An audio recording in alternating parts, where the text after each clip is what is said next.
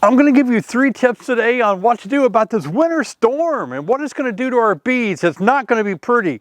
We're going to have temperatures well below 0 here in Illinois, 20 below wind chill factors. There's been watches issued, snow's coming. Right now, kind of calm, almost 30 degrees Fahrenheit, but it's coming and we need to do something with our bees. You need to do something with your bees. Even you guys all the way in the south are having these extremely cold temperatures, and I don't want you to lose your bees. Today, these 3 tips include 2 that are major. Now, I'm going to show you how to do them. We're going to wrap a hive and we're going to feed a hive candy board. Let's get right into it. While I'm recording this, I just got a notice on my phone that says the National Weather Service has issued a winter storm warning for Oakwood, Illinois. That's a town just about 5 miles north of me. Now we're under this winter storm warning. As warning means it's going to really be bad. You can insulate your hive, wrap it with anything you want to. What's really been working good for me lately is wrapping it with bat insulation. And as you can see here, I just simply take my staple gun and I start wrapping it. I wrap the entrance. I cover the entrance because my winter bee kind boards have the opening where they go in and out. So I'm going to cover that lower entrance entirely. I may open it up again if I take my wraps off, scrape out some dead bees or something, but sometimes I'll leave it wrapped up all winter just like that. Leave a little opening at the top for the bees to fly in and out through that winter bee kind board. And that's all it is as far as wrapping. Now, if you want to use some other wraps that you can buy from different bee stores, they make all kind of fancy wraps that you can buy. And if that's what you like to do, by all means do that. But let's be resourceful. You might have some things already in your shop laying around the house that will serve as a wrap and you can save a buck. Now, I thought it'd be fun today to actually give this meanest hive in the apiary a winter bee kind board. They won't appreciate me giving them candy. You'd think they'd be happy about it and be nice to me. Oh no, I'm gonna put that winter bee kind board on there. Let me go get a hat and a veil and some gloves.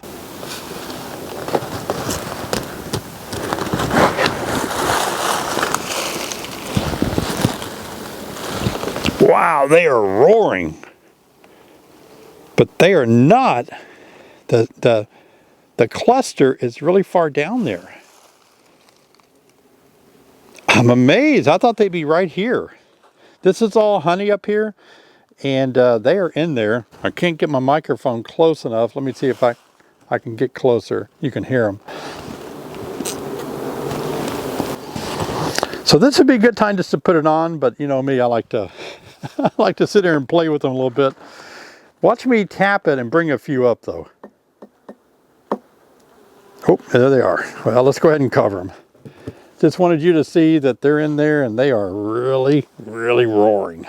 But they're down, they're clustered pretty low. All right, we got that winter bee kind board on there. Hey guys, don't forget, you put a winter bee kind on there, let's put something heavy on there like a cinder block. Because with 50-mile-an-hour winds, it can lift those off. So let's put something heavy on there. We've already had some cold weather, and this hive here is a hive that, if you've watched my videos this year, I didn't know what to do with this super that had a failing queen in it. And so I just put it over here and I was going to combine it. Now I'm going to try to get them through winter, which I wouldn't be too surprised that they're dead because we've had some really cold weather. But I put a candy board on there, and those candy boards usually keeps the hive pretty warm. Oh yeah, oh my gosh, there's the cluster. I'm going to show you what they're doing to this candy board. Look at that. Eating their way across, so wow. I'm going to wrap these babies up before the winter storm hits in a few days. Dang. Another tip, guys, is with this winter storm coming in, it can pile up snow on top of here like you see in my thumbnail. And what I want you to do is get rid of that snow when it piles up really big. If you leave it there and then it kind of warms up a little bit, doesn't have to be all the way up to 32 or above, it can start melting with the sun hitting this metal below freezing actually. And the water is going to run off and get down on your entrance, your bottom board. And what happens is it'll start refreezing because it's away from the sun, temperatures at night will start to drop below freezing, it will actually block your bottom board entrance. And I know if you've seen me wrap my hives, I like to cover those up so my bees can go in and out of the winter bee kind. But if you're not using that and you're allowing your bees to use their bottom entrance, beware, because the snow can melt, run down there and refreeze and completely block the opening down below. This can suffocate your bees, by the way. So this melting snow is going to freeze all around the bottom. So be sure, if you can, to rake this snow off. Keep it off that top so it doesn't melt and make ice all around the bottom and suffocate your hive. Now, the final tip I want to share with you guys has to do with the bottom. If you're going to use your bottom entrance like some people do, like I said, like to wrap mine, cover them up. But if you're not covering and you're using your bottom entrance, reduce it to keep the mice out. But you're also going to have to open it up periodically in the wintertime and use a stick and rake out dead bees.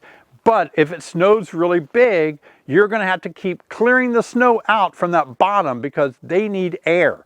They are going to have to, if you don't have any upper ventilation and you don't have a screened bottom board, you can really deplete the colony of the air that they need by just covering up with snow down there. There's no air at all. So be sure to go out there periodically and open that up, scrape out some dead bees. You know, you're going to have to take your introducer back a little bit, scrape it out, get the snow away from it, put your introducer back. Let's keep that cleared out. Those are the tips that I wanted to jump in here and share with you guys. And I really believe in queen rearing. I think it's so cool. I've been teaching a series on queen rearing and I will continue. I just wanted this weather edition right now to give you guys fair warning what's to come and what you can do. But if you didn't get a chance to see my last video, I hope you'll take a look at it, because I really believe we can make a huge difference in beekeeping by teaching beekeepers how to raise their own queens. I think it's right up there with Varroa Destructor in causing bees to perish, because beekeepers don't have the skills yet to raise their own queens or monitor their queens more carefully. And if I can help beekeepers learn the art of raising their own queens and having queens ready to replace failing queens, the hive remains so much stronger, and we'll have probably 50% better survival rates with this tool in the hands of beekeepers. Take a look at this last video I made if you haven't seen it yet, and how you can really start thinking about raising queens. It'd be a big help to you guys. I'll see you over there if you haven't seen it yet.